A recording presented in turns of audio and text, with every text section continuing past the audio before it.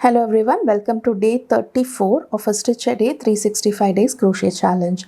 In today's video, I'm going to show you how to use the front post and back post stitches to give you these ripped effect to the edge of your work. This particular stitch, it can be used to create the edging. It can be used as a waistband, or if you want to do an edging of a beanie, you can do that. This has a slight elasticity to it.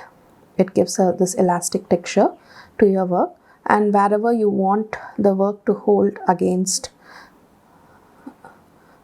something, you can use this stitch because it's going to give you that slight tug. So now to start off the stitch, you can either crochet a row of foundation double crochets, or you can do a foundation chain and then make foundation double then make the base as double crochet stitches. Now I'm starting off with a foundation double crochet. You can choose to crochet any number of stitches that you want. It's better to go for an even number of stitches, but then if your project doesn't end in an even number, it's not an issue at all. It's just that you will have two front post or two back post stitches next to each other at the end of the work, and it will not affect the stitch in any way. But if you want that even number of front post and back post stitches, you can choose to go for an even number. Okay, so here I have 1, 2, 3, 4, 5, 6, 7, 8, 9, 10 stitches. So I have 10 double crochet stitches here. I start off with a chain 3. This chain 3 counts as a front post double crochet. Now we are going to do a back post double crochet in the next stitch.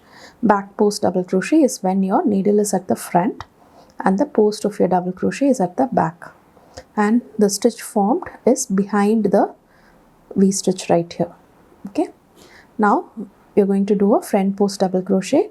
Front post double crochet is when the needle is at the back and the post of your double crochet is at the front. So you just alternate this stitch and you continue till the end of the row. So it's a back post double crochet now, and then a front post double crochet. There is a separate video on front post and back post double crochet. That is, the previous 2 days were about front post and back post double crochet. You can check it out because it will have a much detailed explanation. Okay,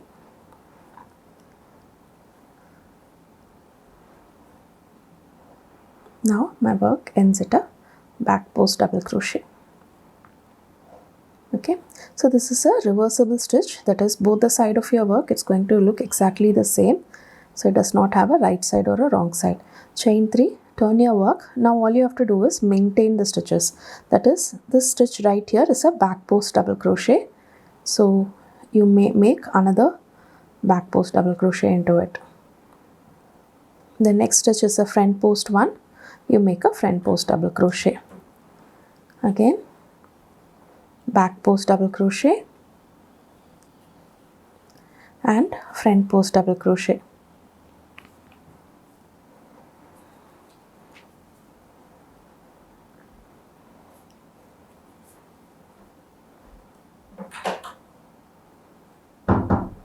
So continue maintaining this till the end of the row, and you can crochet this to any length that you want.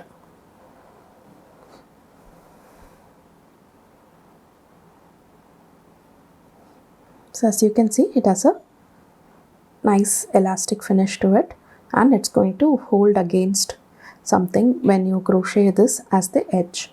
Okay, do try out this stitch, and I'll meet you tomorrow with yet another interesting crochet pattern. Thank you.